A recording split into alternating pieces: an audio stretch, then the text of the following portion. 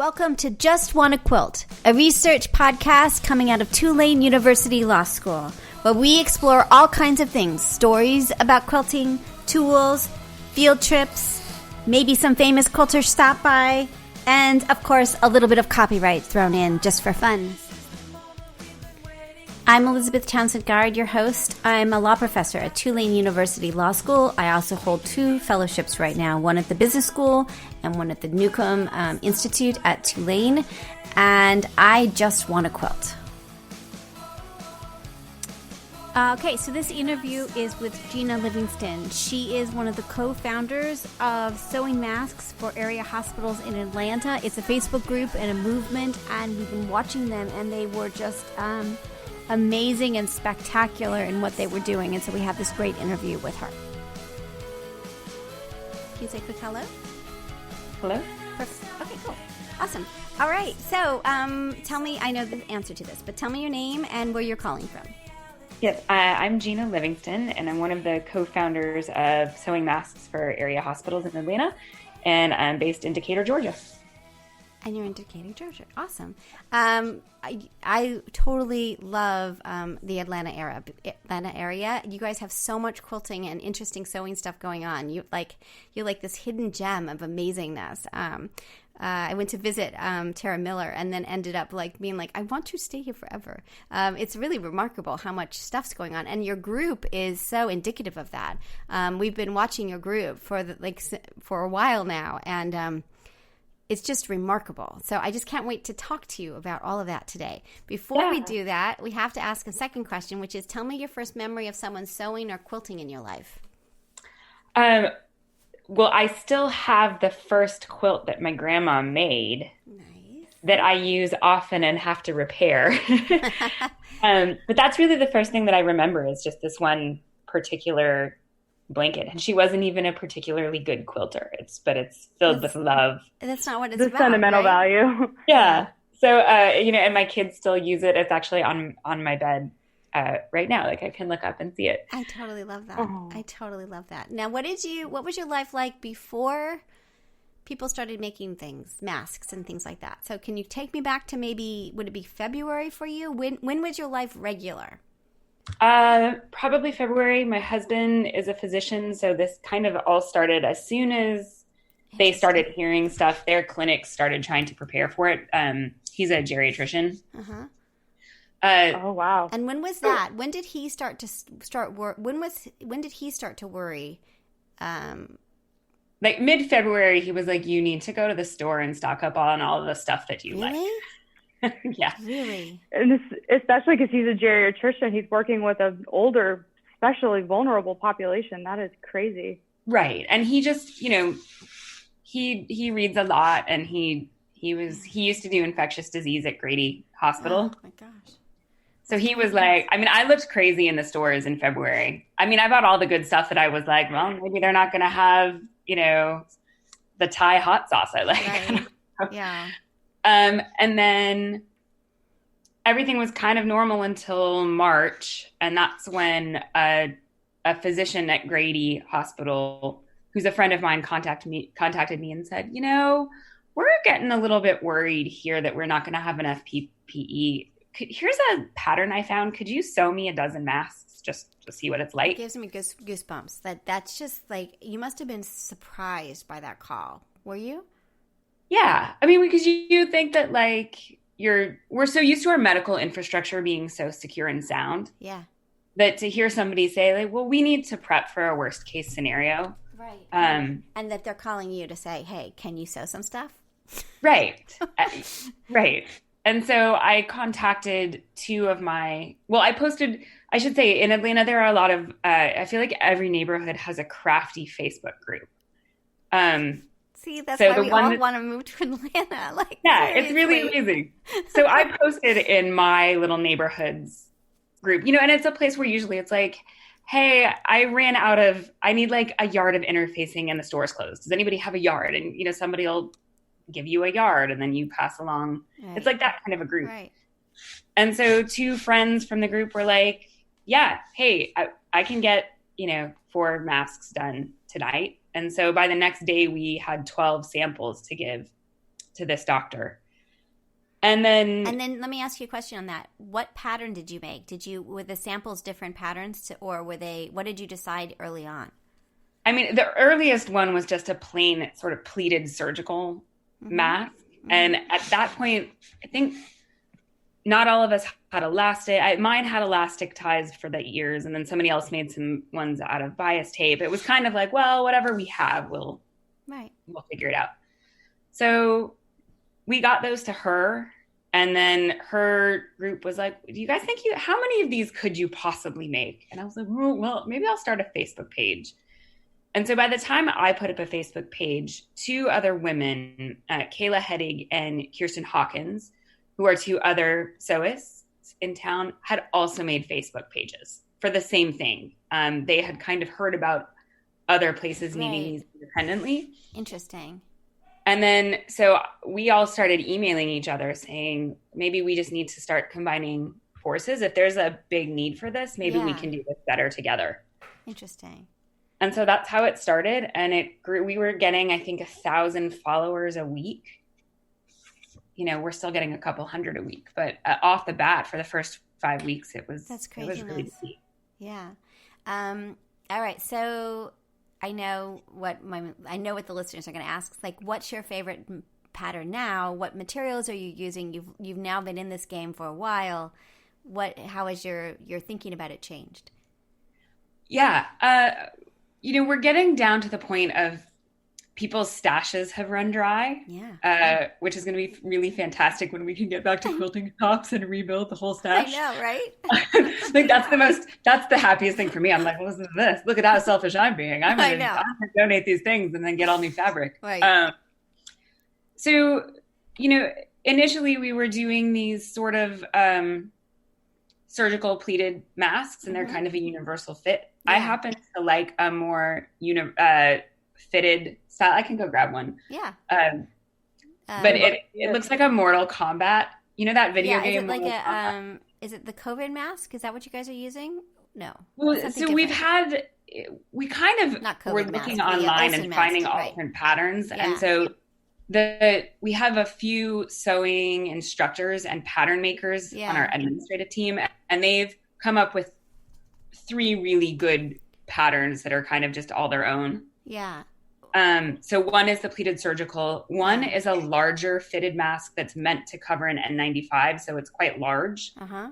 And then the other is just a fitted mask. If you have a second, I can run and get mine. Yeah. And where should I look? Would the patterns be in your Facebook group? Where would I look to see? Yeah, the patterns are all there, and then by Monday they should all. We actually have a website that's a really good website that'll launch that has really easy links to all of them. Oh, that's great. Okay, cool.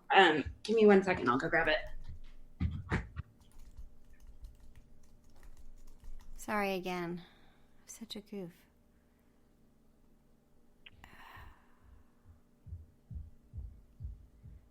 Okay.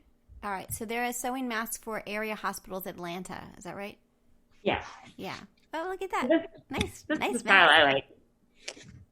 I just think it's really comfortable and it covers. Of course, we have the benefit as sewists to make one that's custom fit. So it has a nice tight seal around my face. Yeah. Awesome. And do you, does it have a nose bridge thing? No. Mine doesn't. We do have patterns that you can sew put a channel across the top so then you can press it. But if you're making it for yourself and you can cut the pattern. Yeah. That's the benefit of knowing how to sew is that you can make one that is perfect. That's really custom. Yeah. Interesting. And I actually have a friend who has a degenerative eye condition. Yeah. And a friend of hers made her just a surgical style, and she posted online that she had a panic attack because it would come up into her peripheral vision, which is already bad. Yeah. And so I ended up making her, and I was like, I got you.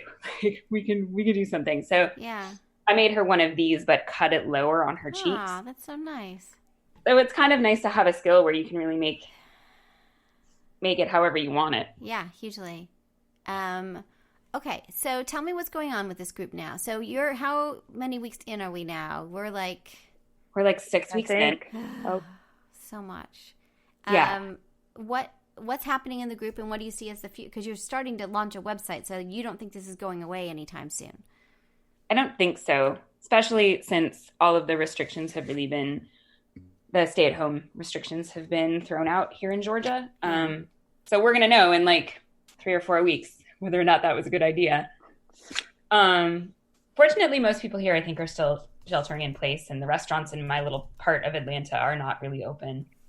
So right now we've delivered over 30,000 masks. That's incredible. That's insane. Like we talked to a group that's a factory, and they had done 50,000 with employees and handmade masks. But it's a volunteer group. Like, that's insane. Like, how is that happening? And how many are in your group? And like, I'm probably at around 270 masks, and it's killing me, right? Like, it's exhausting.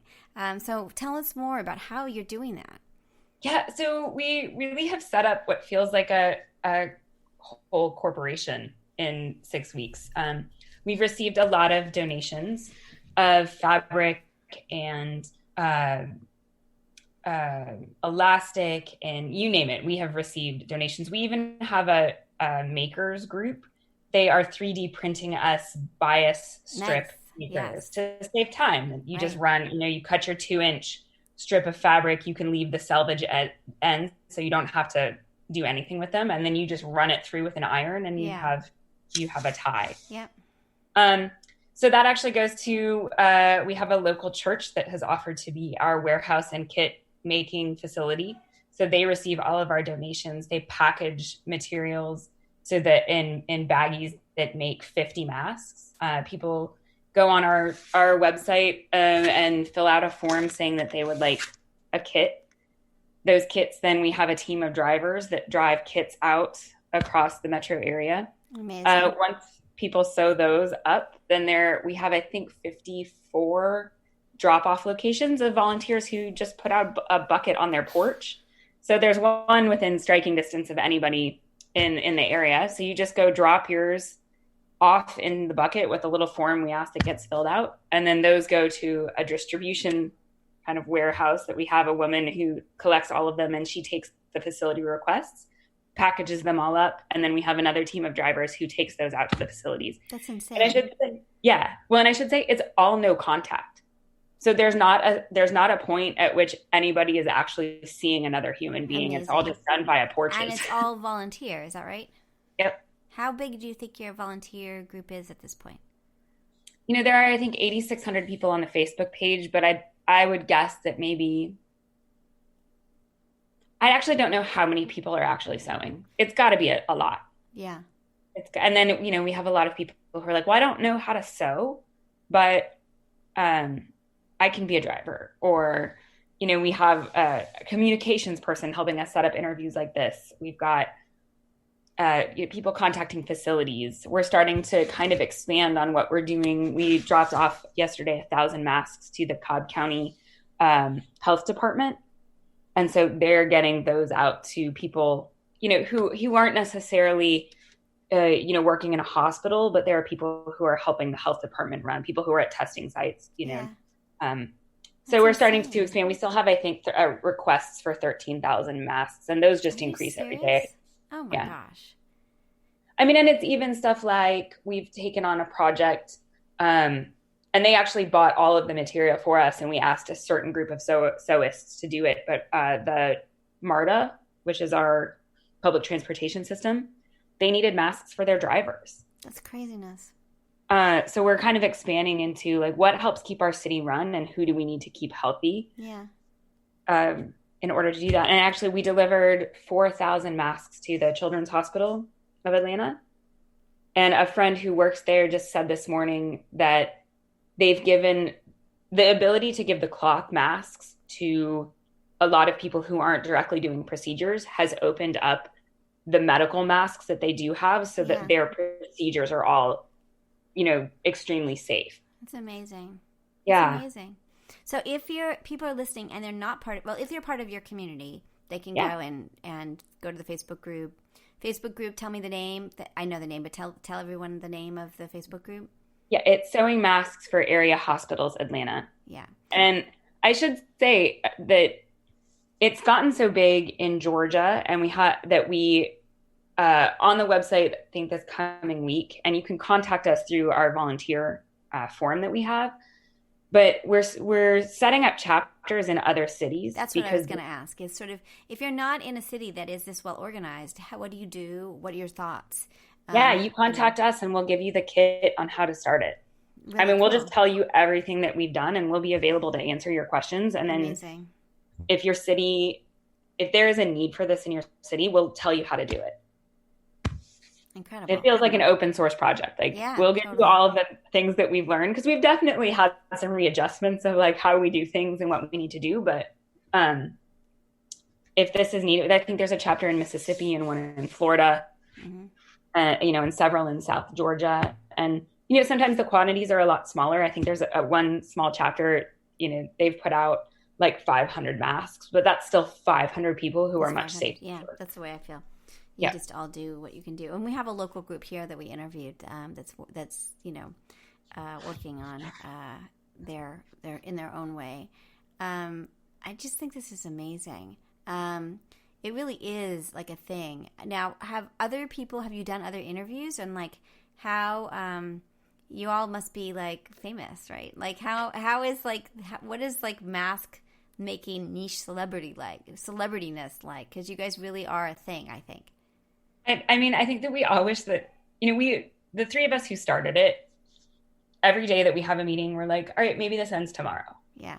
Our greatest wish is that tomorrow everything gets figured out. There's more medical grade PPE than anybody can handle, and we can all get an N95 and like all of those wonderful things. But until then, we're in it. Yeah. And these interviews really help more people start to make the masks, because the need is still great. And I think it's just going to be great for a while. So we're in it until the day when we can just shut it down and then say we're really happy that we were helpers. Haley, do you want to ask your filter mask questions? I know you're... Yes. So I've been doing some research about what the best material is, even like y'all kind of discussed earlier, the best mask template style, the Olson versus the surgical. And I want to get your input on what you think about the filter pockets that people are sewing into masks, and what kind of filter, if any, should people be using? Because like I've read that people are cutting up vacuum bags and AC filters, and that can't be good. But then there's also, like, from the medical perspective, we've seen H600 halyard drape material being cut up and being put in that filter pocket. So kind of just tell me, if anything, what you think about the filters and all of that. So I think it kind of, there are two different parts to that question. I think the filter pocket is useful if you are donating masks to a healthcare facility that has material that is appropriate to put in them, right? Yeah. So a lot of like the vacuum cleaner bags and the filters aren't made for, they're not produced so you put them up against your mouth and you don't know exactly what you're inhaling and what other sort of chemicals or, what other things are in them that you might be inhaling. So if you're putting in a filter pocket, a hospital will cut up, we have gotten a hold of some strips of N95 material that we've passed along. So it was maybe 3 inches wide on a roll. So you couldn't make a mask out of it, but you could certainly cut it to be a filter. So I think the filter pocket is useful for that. For anybody who's just making a mask for your use when you go to the grocery store, the mask, the purpose of it is not to prevent you from getting sick. The purpose is to prevent you from spreading it to other people. So there's not really a need for a filter pocket. I mean, I don't wear one in my mask. I don't have one. There's not really a need for that. What you want to do is just make sure that if you happen to sneeze, it's covered. Your particulate matter is not going anywhere. So I think that if you're just going to make them for your friends and family, that's fine. The other thing is, if you're making covers that are to go over N95s, there's no need for a filter pocket. Okay. Yeah, I've seen a little bit about these N95 covers, and they kind of look just like the masks that you put on earlier, the kind of like modified Olsen mask. Yeah. Is their purpose just to go over the N95? It's to like prolong its life? That's exactly it. So the only purpose of the homemade masks for the N95 is that a lot of our healthcare workers are needing to use their N95 for 30 days, right? And remember, they're supposed to be used and thrown away in between every patient. Wow. My husband, Oh my God. yeah, my husband works at a very well-prepared clinic, and his is 4 weeks old. Like, he's trying to source a new one. So they're just meant to make them stay cleaner longer. They're not going to get as much junk on them, and then they can just remove them between each thing. So that's the purpose of the cover. So that's interesting. Cool. So has your family been at stay at home, and sort of what's happening in your own family, and sort of how do you feel in Georgia right now with things lifted, and sort of how is Georgia, I guess is my question. I mean, we stay home, and we will until there's, I just kind of go off of what my husband says, considering he's in that world. If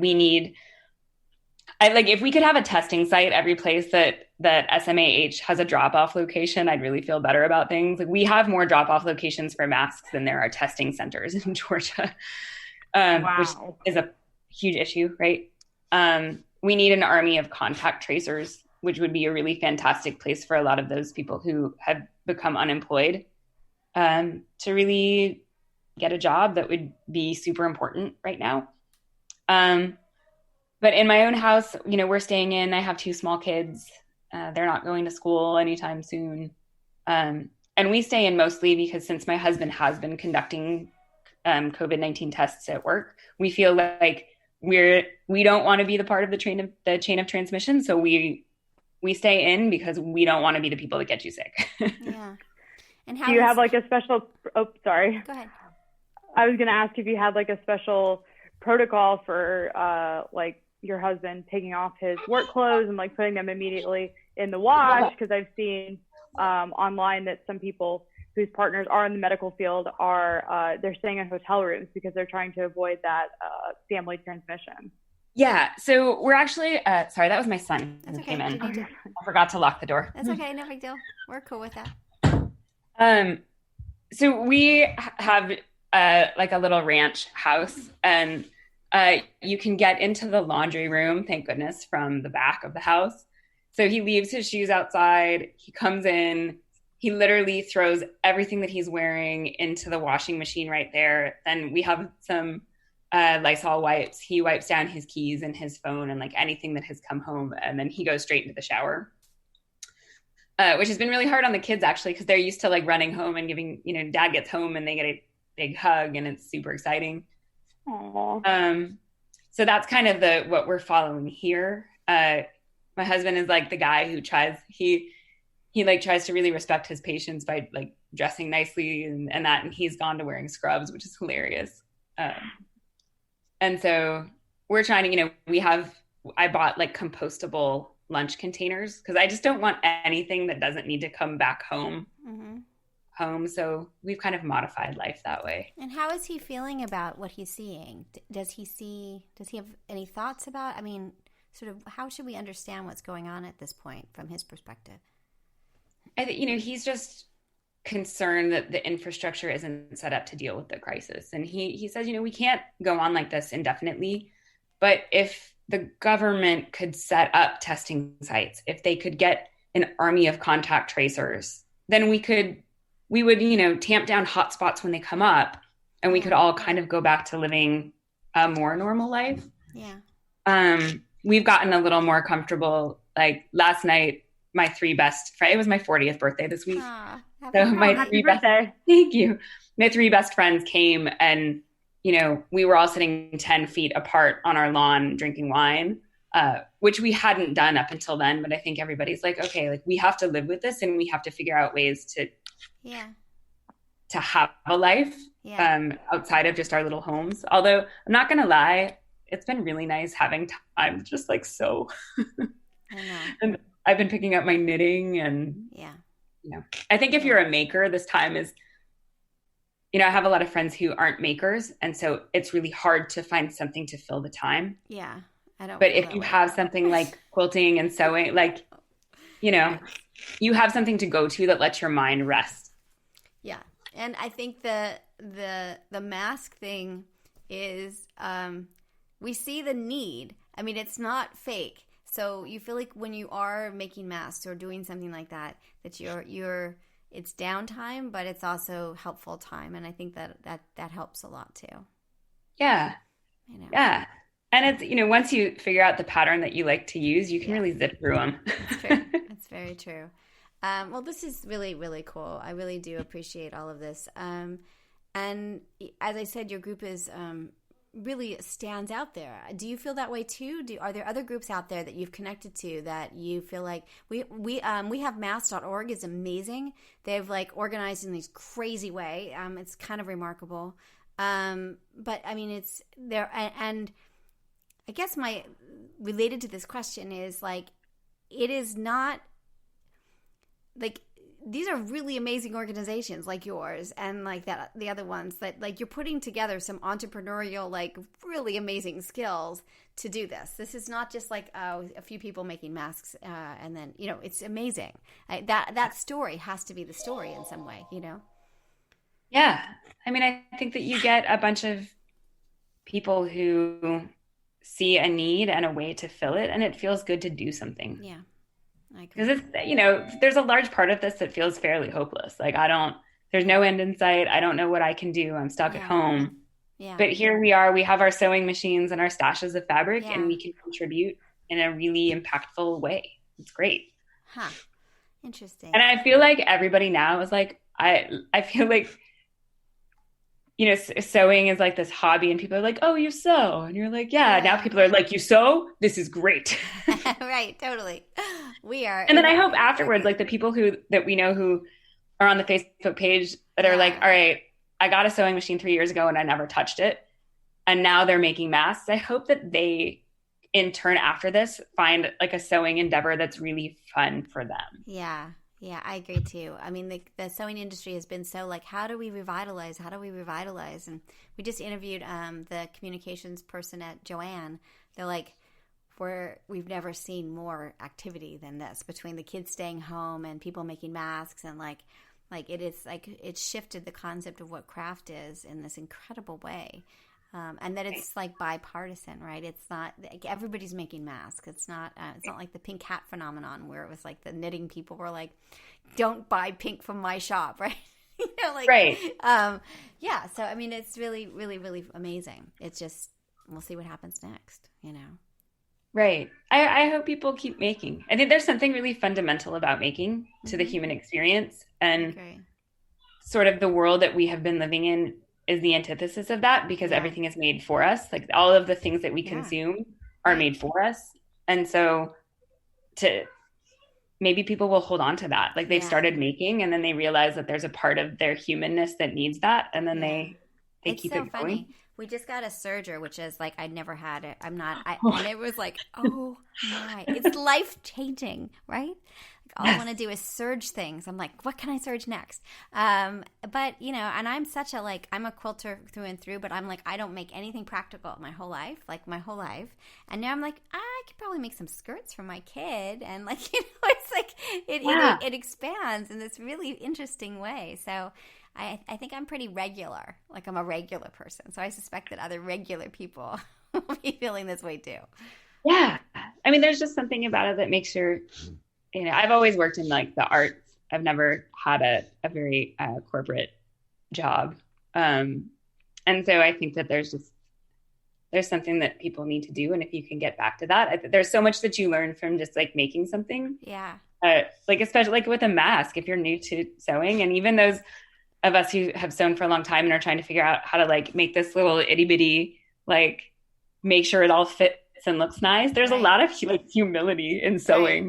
Right. I think, because like that's when you have to pull out a seam rip, like a big old thing. You're like, I get it. Okay, I thought I got this. I totally didn't. But it's so forgiving. Like there's so much to be learned from it. It's a and does that sound so cheesy? No, but it's true. It feels like a relationship with your machine and the fabric and the thread, and we're all going to work together today. Like let's all play nice. Right. Sometimes it goes well and sometimes not so much, Right. And then we're all like little, mini like machinists when something's wrong and you have to like figure it out. I know, it's great. The number of pictures on our Facebook page of like people kind of opening up their machines because they can't easily access somebody to fix it. Right. I'm like, oh, people are getting into it. Yeah, it's pretty remarkable. Well, this is really delightful. I hope your family stays safe, and it's just been so much fun to watch your group. I feel like I'm I don't know, like who I am, but I love watching your group and seeing what's going on, and it's remarkable, and what you're doing is remarkable, and it's exciting that you're spreading that to other spaces and other places. It's really cool. Thank you. Well, thanks for talking to me. It's so cool. All right, of course, thank you. Hold on just a sec. You're cool with us posting? Yeah, absolutely. Okay, hold on just a sec. So you've been listening to Just Wanna Quilt, a research podcast coming out of Tulane University Law School, and I'm Elizabeth Townsend Gard.